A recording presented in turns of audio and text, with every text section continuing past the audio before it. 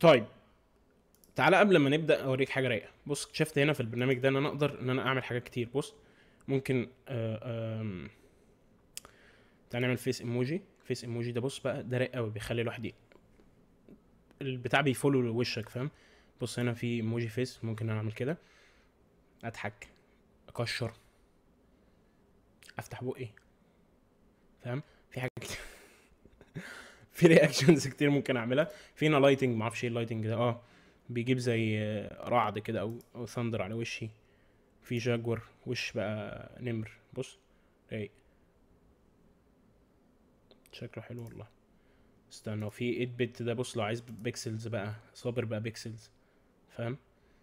في حبه حاجات. وفي كان في قطه فيس اون يور هيد. بص قطه على، بص شايف القطه ديلها بيتحرك اهو. بص شايف، او بتلعب في عينيها. رايق. بص بقى، شايف حاجات رايقه قوي. طيب. طيب بسم الله والحمد لله والصلاه والسلام على رسول الله، اللهم صل وسلم وبارك على سيدنا محمد. معاكم صابر. ما تنساش تخش قناه تليجرام، سايب لك اللينك بتاعها في الديسكربشن بتاع الفيديو. من كام يوم سجلت كام ريكورد هناك، كنت بتكلم عن المشاريع اللي تكون موجوده في السي في بتاعك. التشانل بقيت اهتم بيها وبقيت انزل عليه حاجات مهمه قوي. اتكلمنا عن مشاريع لازم تكون موجوده في السي في بتاعك، او حاجات هتخلي السي في بتاعك ينطق نوعا ما. فخش قناه تليجرام، سايب لك اللينك بتاعها في الديسكربشن بتاع الفيديو. في الفيديوهات اللي فاتت اتكلمنا عن حاجات كتير قوي. اتكلمنا على البروفايدر سكوب، اتكلمنا على الاوفر رايدز اللي جوه البروفايدر سكوب، اتكلمنا على البروفايدر ريفرنس والويدجت ريفرنس والكونسيومر ويدجت والكونسيومر العاديه، واتكلمنا على البروفايدر العادي والبروفايدر الستيت بروفايدر، واتكلمنا عن الستيت كنترولر اللي جوه الستيت بروفايدر، واتكلمنا عن الريد والواتش، واتكلمنا عن حاجات كتير قوي قوي قوي قوي في الست فيديوهات اللي فاتوا دول. لو انت مكمل في البلاي ليست دي انا هحييك واشكرك واقول لك ان انت شاطر جدا جدا جدا جدا ان انت مكمل وبس، وانا بحبك يعني. تمام. طيب عيد اضحى مبارك، كل سنه وانتم طيبين. النهارده اول يوم العيد وانا بسجل فيه فيديو عادي جدا جدا جدا. عايزين النهارده نعمل او نتكلم عن بروفايدر جديد من البروفايدرز اللي احنا بنتعرف عليها كل مره. اتكلمنا على البروفايدر العادي، وبعد كده اتكلمنا على الستيت بروفايدر. النهارده هنتكلم عن بروفايدر جديد، وهو بروفايدر هتحتاج تستخدمه مع الايسينكرونس اوبريشنز اللي انت عايز تعملها. على سبيل المثال انا عايز اروح اكلم سيرفر وابدا ان انا اجيب بيانات معينه من السيرفر وابدا ان انا اعرضها عندي على اليو اي. فدي اوبريشن هتحصل، هتاخد شويه وقت عشان تحصل، صح؟ هروح لسه للسيرفر، هعمل اي بي اي ريكوست مثلا، وبعد كده السيرفر هيحاول ان هو يفهم الريكوست بتاعي ويبدا ان هو ياناليسز، يعمل يحلل الريكوست ده، وبعد كده يرد عليا بريسبونس. فده كله هياخد شويه وقت. تمام، ده كله هياخد شويه وقت. لو انت بتتعامل مع فاير بيز نفس الكلام، اي حاجه هتاخد منك شويه وقت. الحاجه اللي احنا البروفايدر اللي احنا هنستخدمه النهارده هي ايه، هيبدا ان هو يحل لنا المشكله دي او المعضله دي. تمام. طيب البروفايدر ده هو اسمه فيوتشر بروفايدر. البروفايدر ده هو اسمه فيوتشر بروفايدر. هو ميكس ما بين البروفايدر العادي اللي احنا اتكلمنا عليه، البيزك بروفايدر، اللي هو مجرد بوكس او كونتينر جواه ستيت او قيمه او فاليو معينه، بتبدا ان انت تريتريف القيمه دي او تلسن على القيمه دي وتبدا ان انت تاخدها. فهو مجرد بروفايدر او ميكس ما بين البروفايدر العادي والفيوتشر بيلدر. اكيد كتير منكم استخدم الفيوتشر بيلدر، هي مجرد ويدجت موجوده في فلاتر عادي، دي مش موجوده في ريفر بود يعني، هي لا، هي ويدجت موجوده في فلاتر تقدر ان انت تستخدمها عشان تعمل اي حاجه هتحتاج ان هي تاخد شويه وقت، يعني حاجه هتحصل في الفيوتشر، تبدا ان انت ايه تلسن على الحاجه دي وتشوف الداتا اللي راجعه، او تشوف لو في ايرور حصل، او لو في لودنج دلوقتي لسه انا بروح اجيب الداتا وهكذا، او بعمل الكومبيتيشن بتاعتي ففي شويه وقت وهكذا. ولكن كانت من احدى المساوئ بتاعتها ان انت بتكتب كود كتير، كان في ريدندنسي قوي وانت بتستخدم الفيوتشر بيلدر. فالفيوتشر بروفايدر اللي احنا عايزين نتكلم عليه النهارده هو بيمكس بقى ما بين البروفايدر العادي والفيوتشر بيلدر اللي موجوده جوه فلاتر. تمام. طيب عايزين نعمل ايه؟ عايزين نروح نعمل الريكوست ده. في هنا اي بي اي انا لقيتها بترجع لك نكته. تمام، يعني ايه بترجع لك نكته؟ تعمل الريكوست بيرجع لك نكته، بيقول لك هنا ايه، مش عارف السيت اب او الفزوره، يعني بيقول لك ليه البروجرامرز يعني بيكتبوا الكود في الضلمه. فبيقول لك عشان اللايت بيأتراكت، بيجذب الباجز يعني. تمام، حاجات سخيفه يعني هتلاقيها، بس انا بوجب معاك يعني. تمام. هنا بيقول لك مش عارف ايه الكي بتاع ايه الكي كونسبت بتاع اللي انت محتاجه عشان تفهم الريكيرجن. تمام، الريكيرجن تمام. هو الريكيرجن ما بيتفهمش، ففي نكت هتلاقيها سخيفه. يعني انا بيقول لك هنا الاوبجكت اورينتد واي تو بيكام ويلسي، ايه الحاجه اللي انت الانهيرتنس تمام. طب والله دي حلوه، طب والله دي حلوه. بص اقرا دي كده، بيقول لك ايه الاوبجكت اورينتد بروجرامنج، الطريقه بتاعت الاوبجكت اورينتد بروجرامنج عشان تبقى غني، يعني يبقى معاك فلوس كتير ويلسي. تمام. الانهيرتنس تمام. في حاجات حلوه ممكن نلاقيها. انا عمال بافور، تعالى ناخد اللينك ده ونبدا ان احنا نعمل فايل، نروح نعمل فيه ريكوست. ماشي. طيب قبل ما اعمل الفايل او قبل ما اعمل الريكوست ذات نفسه، انا عايز اروح اموديل الجيسون ده.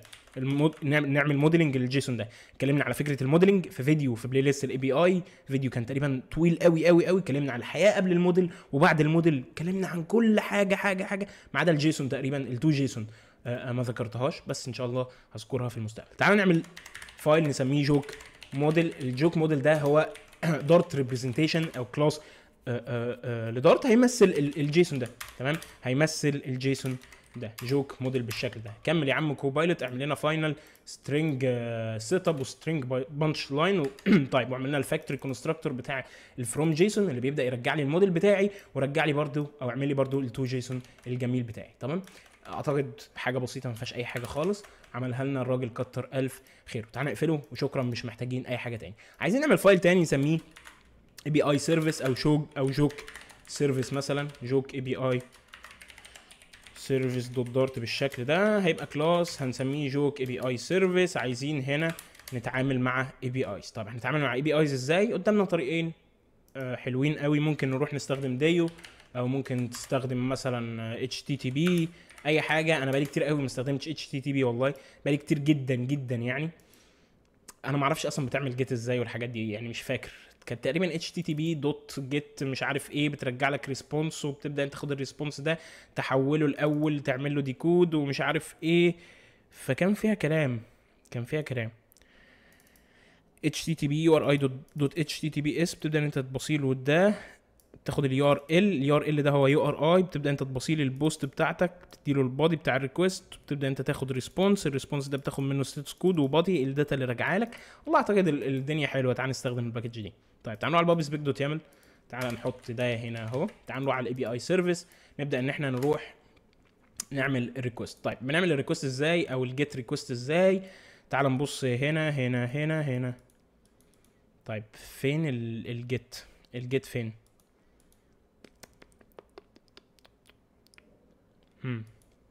عايزين نشوف اكزامبل. HTTP get. تمام. ادي الطريقه اللي انت بتعمل بيها الجيت. تروح هنا تimporт الباكج بتاعت اللايبراري بتاعت الكونفرت، وبتبدا انت تاخد HTTP. بتبدا تيجي تقول له بارز الكلام ده كله عشان تطلع لي يو ار اي، او ممكن تيجي تقول له يو ار اي دوت بارز تقريبا على ما اتذكر. تعال ناخد الكلام ده. طيب هنحط الكلام ده هنا. مثلا ممكن نيجي نقول له جيت جوك فانكشن بتجيت الجوك اي سينك، اعمل لي الكلام ده كله. وتعال نروح نعمل امبورت للتو دول او الحاجتين دول. طيب تعالى نحط دول فوق هنا اهو. قشطه. طيب عايزين نروح نشيل الكومنت ده مش محتاجينه، ونشيل ده، ومش عايزين اللاين ده اصلا مش محتاجينه برضو.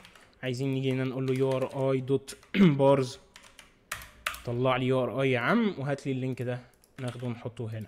على ما اتذكر، مش عارف هتشتغل ولا لا، بس انا ما جربتش والله. طيب الريسبونس اللي راجع لي ده، هي الجيت بترجع لي فيوتشر ريسبونس صح؟ ريسبونس. طيب الريسبونس ده تعال نعمل امبورت. الريسبونس ده ممكن انا ابدا ان انا اخد الريسبونس ده. عايز اخد الريسبونس ده، اخد منه الداتا صح؟ ممكن هنا نريتيرن نريتيرن ايه؟ الموديل بتاعنا اللي هو الجوك موديل دوت فروم الجيسون. طيب الجيسون بتاعي هجيبه منين؟ هجيبه من الريسبونس، من البادي بتاع الريسبونس صح؟ مش الريسبونس ده عنده بادي؟ مش الريسبونس ده عنده بادي؟ البادي ده انا اقدر ان انا اخد منه from stream bytes. البادي بيعمل encoding للهيدرز، وبيعمل ديكود للبادي بايتس، ويرجع لك string. فانت لازم تعمل له ديكود. فممكن نيجي نقول له جيسون ديكود. هي فانكشن يا اسطى، مش حاجه. انت بتعمل ايه؟ جيسون ديكود. طيب جيسون هنعمل امبورت جيسون ديكود. هي الفروم جيسون عايزه ايه؟ الجيسون ديكود دي ايه ده؟ جيسون ديكود. شيل الامبورت، اعمل شيل امبورت الكونفرت ده. جيسون ديكود. طيب هديكود ايه بقى؟ هديكود البادي بتاع الريسبونس اللي راجع لك. دوت دارت ايه؟ دوت بادي دوت بادي. انا تايه الفيديو ده. تمام. طيب ده بيرجع ايه؟ ده بيرجع فيوتشر اوف تايب. هنا انا ولا هاندل ولا هعمل اي حاجه، احنا عايزين نروح نعمل ريكوست وشكرا. ماشي، هحط ده هنا اهو. شكرا، انا كده عملت الفانكشن اللي هتروح تعمل الريكوست وتجيب لي الريسبونس وتعمل موديل وخلاص. تمام. طيب تعال نروح على المين بتاعتنا، المين فايل بتاعنا، وتعال نشيل البرودكتس ده، مش عايزينه خلاص، مش عايزين الفايل ده. وشيل لي يا ابني الكلام ده كله، مش محتاجينه برده. تعالى عند الكونسيومر ده، شيل لي ده، كل ده مش محتاجينه. تعال نحط هنا تكست، حط لي كلمه صابر بالشكل ده. طيب وتعالى في هنا امبورت غلط، سيف قشطه، الدنيا حلوه. تعالى نعمل ريستارت، كله تمام. طيب عايزين نعمل ايه؟ عايزين نعمل بروفايدر. البروفايدر ده يرجع لنا اي بي اي سيرفيس او جوك اي بي اي سيرفيس، يرجع لنا اوبجكت من ده. تعالى نعمل فاينل جوك اي بي اي سيرفيس بروفايدر بيساوي بروفايدر العادي جواه كول باك فانكشن بتديني ريفرنس. انا هبدا ان انا هنا اريترن جوك اي بي اي سيرفيس اوبجكت كده اهو. طب ليه انا بعمل كده؟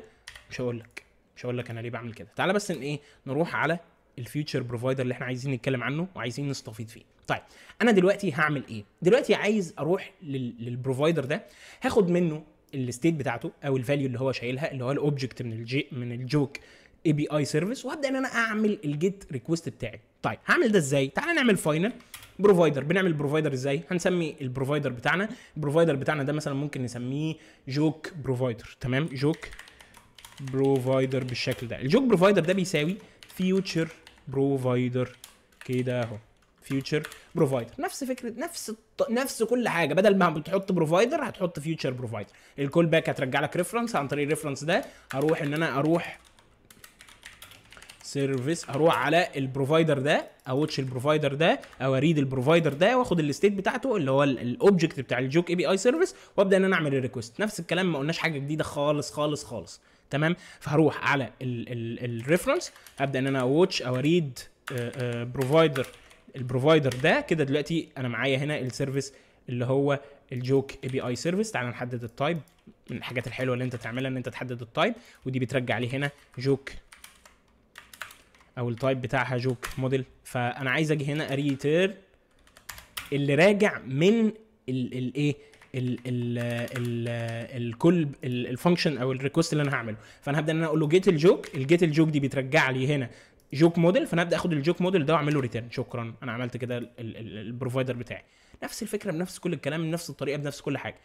بدل ما هتحط بروفايدر، يعني انت ممكن تروح تعمل كده بس، فاهم؟ بروفايدر. بس هي الفكره ان انت هنا هيقول لك ان في مشكله هنا، ريتيرن فيوتشر اوف جوك موديل. انت فاهم؟ هو مش ريتيرنبل من الجوك موديل العادي. انا ممكن هنا ريتيرن فيوتشر اوف فيوتشر اوف جوك موديل بالشكل ده، فاهم؟ بس انا هروح اعمل الريكوست جوه البروفايدر، وهبدا ان انا ارجع الستيت بتاعته، وهبدا ان انا استفاد من جزئيه الفيوتشر بروفايدر ده. ما انا قلت لك خلي بالك، هو ميكس ما بين البروفايدر العادي والفيوتشر بيلدر. فهنيجي الجزء البيلدر ده دلوقتي وهنشوف هو احنا ليه محتاجين نعمل ده. هنشوف احنا ليه محتاجين نعمل ده. طيب بدل ما دي ستيتلس ويدجت انا هخليها كونسيومر ويدجت. بدل ما دي ستيتلس ويدجت انا هخليها كونسيومر ويدجت. وهاجي هنا اقول له ويدجت ريفرنس جنب البيلد كونتكست. وحرقنا في كتير قوي في الكلام ده كله واتكلمنا عنه. هاجي هنا هروح اوتش البروفايدر بتاعي. هاجي اقول له يا ريفرنس، او اعمل مثلا ايه، مثلا فاليو. ماشي، هعمل فاليو، هروح للريفرنس بتاعي وهاجي اقول له يا ريفرنس انا عايزك توتش الايه، الفيوتشر بروفايدر ده او الجوك بروفايدر ده.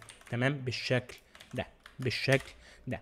لو انا رحت على الفاليو دي وجيت قلت له يا فاليو انا عايز دوت، وجيت عملت سكرول هنا، عملت سكرول، هلاقي فانكشن حلوه قوي اسمها وين. فاكر الدوت وين؟ فاكر اللي احنا قعدنا نحرق فيها كتير قوي في البلاي ليست بتاعت الاي بي اي لما عملنا الاي بي اي سيرفيس واتكلمنا عن الدوت وين دي كتير قوي، وعملنا امبلمنتيشن ليها يعني، واتكلمنا عنها وحرقنا حاجات كتير قوي. لو انا قلت له دوت وين هلاقي ان انا عندي 3 حالات ما لهمش رابع. اول حاله وهي الداتا. الريكوست اللي انت بتعمله ده ممكن يرجع لك الجوك بحقه حقيقي، ممكن الريكوست ده يتم بشكل مظبوط ويرجع لك الداتا. او في ايرور، في مشكله حصلت ما بسبب ان انت النت عندك مطفي، او بسبب ان انت باعت هيدر غلط، او بسبب ان الريكوست مثلا مش مظبوط، او اللينك بتاع الاي بي اي مش مظبوط. اي ايرور في الدنيا ممكن يحصل. وفي لودنج، في لودنج. هبدا ان انا على كل واحده من دول، في حاله الداتا مثلا لو انا جيت عملت كده اهو، هلاقي ان في كول باك بترجع لي الداتا. انا ممكن اجي هنا ريتيرن مثلا، بما ان انا عارف ان الداتا دي لو وقفت عليها هلاقي ان هي جوك موديل. شايف التايب سيفتي هنا، شايف الجمال والسهوله، شايف الفكره ان انا باجي اعرف، بقف على الداتا عارف النوع بتاع الداتا على طول ازاي. ممكن اجي هنا ريتيرن مثلا كولوم، وهاجي اقول له يا تشيلدرن انا عايز احط مثلا تكست. ممكن نيجي نقول له اللهم صل على سيدنا محمد. نعرض هنا الفكره بتاعت اللي هو الايه، الموديل عنده حاجتين، عنده السيت اب وعنده البانش لاين. ممكن نعرض السيت اب هنا بالشكل ده. تعال نديله ستايل، تعال نديله تكست ستايل، تعال نديله السايز وليكن مثلا 20، ونديله تعال نكمل، خلي كوبايل يكمل لنا عشان انا ايه مش عايز اكتب كتير. طيب يلا يا باشا، فونت ويت بولد، كولر بلاك مش عارف ايه. طيب تعالى كده اهو، يلا حط لنا هنا سايز بوكس 20، تكست بانش لاين، حط لي تكست ستايل، فونت 18 بلاك مش عارف ايه، وشكرا. كده انا رجعت الويدجت بتاعتي في حاله ان الريكوست اللي انا عملته تم بشكل مظبوط. طيب في حاله اللودنج، لو في لودنج عقبال ما انا اروح للسيرفر وابدا ان انا اقول له يا سيرفر انا عايزك تفهم الريكوست بتاعي، والسيرفر يبدا ان هو يحاول يستوعب الريكوست وعلى اساسه يبدا يرجع لك ريسبونس، في لودنج، في وقت هياخده الريكوست لحد ما يخلص او لحد ما يرجع لك ريسبونس. في الوقت ده انا هبدا ان انا ارجع لودنج، ارجع سنتر اللي هو السيركلر بروجريس انديكيتور ده، او اللاين انديكيتور ده. تمام. فانا هنا ممكن ابدا ان انا ارجع ريتيرن، وليكن مثلا سنترال بروجريس انديكيتور، سيركلر بروجريس هي كانت بتكتب ازاي؟ سيركلر بروجريس انديكيتور بالشكل ده كده اهو. تمام. في حاله اللودنج انا عايز ارجع الكلام ده. طيب في حاله الايرور، في الحاله الثالثه انا عايز ارجع ايه؟ عايز ارجع الايرور ذات نفسه. ممكن ابدا ان انا ريتيرن مثلا تكست، التكست ده بيبقى شايل الايرور مسج، فاجي اقول له يا ايرور انا عايزك مثلا دوت تو سترينج كده، شكرا، بالشكل ده. تمام. طيب لو انا سيفت هيروح يعمل لودنج.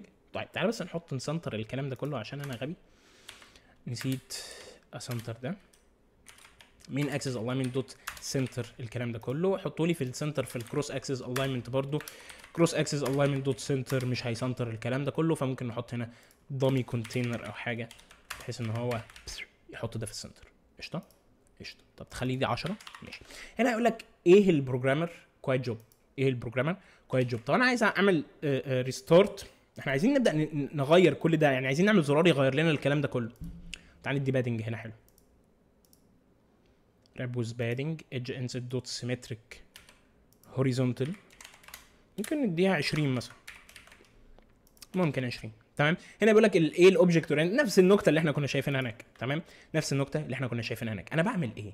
انا هنا في البروفايدر العادي بتاعي هو مجرد كونتينر شايل الاوبجكت بتاع الاي بي اي سيرفيس، الكلاس اللي بيخليني ان انا اتعامل، اللي هو الاي بي اي كلاينت في الاخر اللي بيخليني ان انا اتعامل مع الاي بي اي اللي انا عايز اتعامل معاها دي، عشان اروح اجيب الجوك وابدا ان انا ارجعها. تمام. طيب البروفايدر ده هو وظيفته ان هو بوكس او كونتينر شايل الاوبجكت ده، لا اكثر ولا اقل. وعندنا هنا بروفايدر تاني من نوع فيوتشر بروفايدر. الفيوتشر بروفايدر هقدر من خلاله ان انا اروح اعمل الريكوست، ومش بس كده، الفاليو اللي راجعه دي هلاقي ان هي من نوع async فاليو، هلاقي ان هي من نوع async فاليو. فبتبدا ان هي توفر لي حبه حاجات كتير قوي محترمه، من ضمنهم الوين ميثود دي.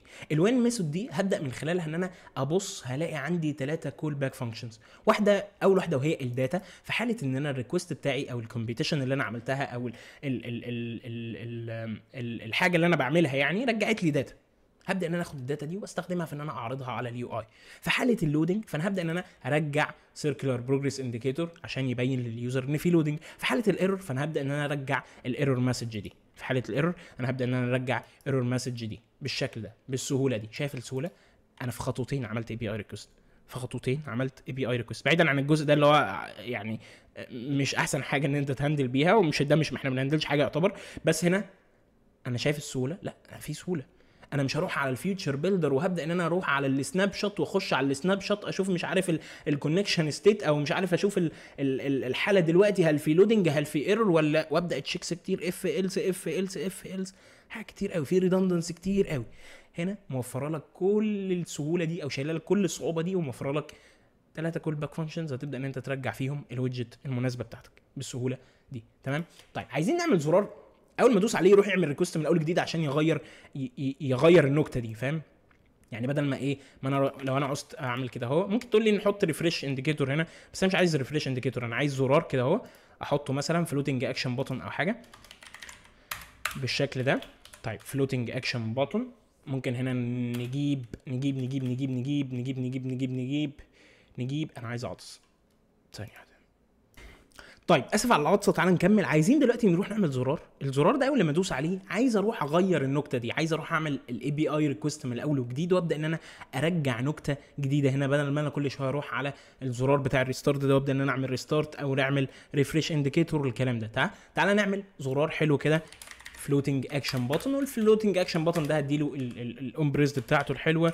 تعالى نديله تشايلد، التشايلد ده ممكن نحط فيه ايكون كده، ايكونز دوت مثلا اي حاجه. تمام اس دي، انا قابل بالاس دي دي. تعال نسيف.